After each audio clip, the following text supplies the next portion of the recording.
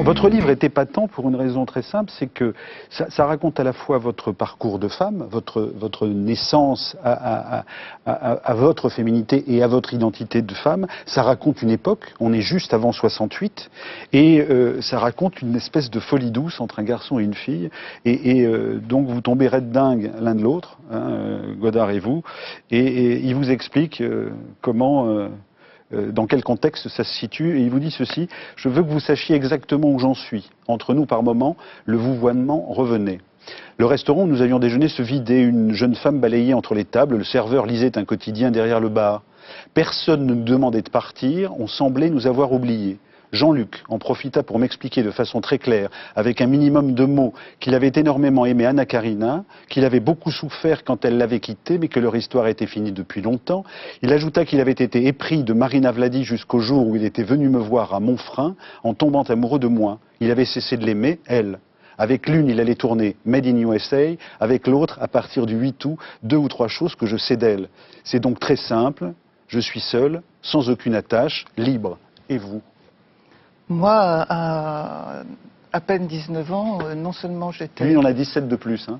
Oui, ce qui n'est pas grave, ce qui n'a aucune importance. On est d'accord. À l'époque, quelqu'un m'avait dit, et je pense toujours ça, les gens que j'aime ont mon âge, et c'est toujours valable. Donc Jean-Luc avait 17 ans, ou moi 37, je sais pas, 17 ans, qu'est-ce que je raconte, 19. 19 et lui 36. Et donc non, j'aimais personne. J'avais un oral de rattrapage. Enfin, il y a un premier amant qui vient tourner quand même dans les environs. Ah oui, c'est vrai, je l'ai oublié une fois de plus. Et alors, ce Godard... Pauvre, parce qu'il est déjà dans Jeune Fille, puis je l'escamote parce qu'il ne me servait pas pour l'histoire.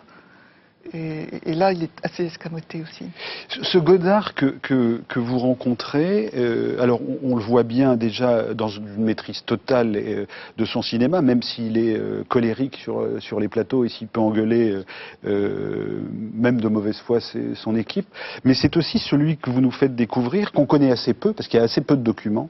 C'est quelqu'un qui est un tout petit enfant quand il est dans l'amour ou dans la relation amoureuse. C'est quelqu'un qui a le génie des cadeaux.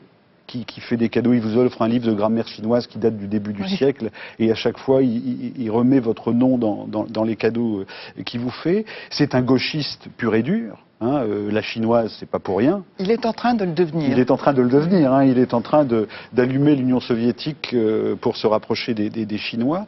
Et c'est aussi un conformiste. Quand il va demander votre main à votre grand-père, le monument qu'est Mauriac, il sait aussi être parfaitement bourgeois dans le comportement. Mais on n'avait pas le choix. Une fille à cette époque-là est mineure seulement à 21 ans. Et François Mauriac était notre tuteur à mon frère Pierre et à moi. Donc, en gros, pour avoir sa fiancée, pour que tout simplement on puisse coucher ensemble tranquillement, comme on le souhaitait, autant qu'on le souhaitait, il fallait en passer par le mariage. Il y a pire, mais bon, on passait par le mariage tout de même. Et accessoirement, dans ce film où les couleurs primaires sont très présentes, et c'est une des caractéristiques du film, que vous tournez dans l'appartement du 8e arrondissement, qui est votre appartement. Autrement dit, vous venez de sortir d'une nuit torride avec Jean-Luc Godard, et ensuite vous êtes sur le plateau. Donc, est-ce qu'il n'y a pas une difficulté de passer d'un rôle... Torride, c'est vous qui le dites. Hein. Ah, on sent, au détour de 2 ou 3 pages que ça a pu être un peu torride, très amoureux, disons. Voilà. Alors, comment fait-on pour passer de la chambre à coucher au plateau de tournage? Eh bien, on s'adapte. C'est-à-dire, moi j'ai absolument adoré cette vie-là, justement, où fiction, réalité se mélangent. D'ailleurs, je comprends maintenant que c'est exactement ce qu'il a fait avec moi dans La Chinoise. Il a pris le personnage que j'étais dans la vie, l'étudiante à Nanterre. C'était mes vêtements, mes casquettes, mes pulls, même ma bague. Et il l'a transformée en étudiante maoïste que j'étais pas du tout. Et donc finalement, il m'a utilisé pour mon plus grand bonheur pour faire un film formidable. Et c'est la réponse de la bergère à son berger. Plein d'années après, moi je l'utilise lui pour faire un film un film, ça y est, lapsus. Vous avez fait des films documentaires, oui, notamment. Un livre que j'espère bien, et dont je me suis beaucoup inspiré des couleurs et du rythme de La Chinoise. Sur l'écriture et sur la technique littéraire, comment est-ce que vous avez à ce point de souvenirs Oui, ça c'est. Vous êtes très mignon et les autres aussi, parce que comment pouvez-vous imaginer que j'ai une telle mémoire? Non, mais justement, Non. j'ai la naïveté de vous poser, la naïveté fine de vous poser la question. Non, c'est impossible. Vous avez tout écrit? Non, j'écrivais un journal. J'ai inventé, c'est-à-dire reconstitué des choses, et je me suis aussi servi de la mémoire de mon frère Pierre. Par exemple, la demande en mariage, je n'en ai aucun souvenir. Et c'est mon frère qui me l'a raconté. Et dans le livre, c'est raconté par le frère.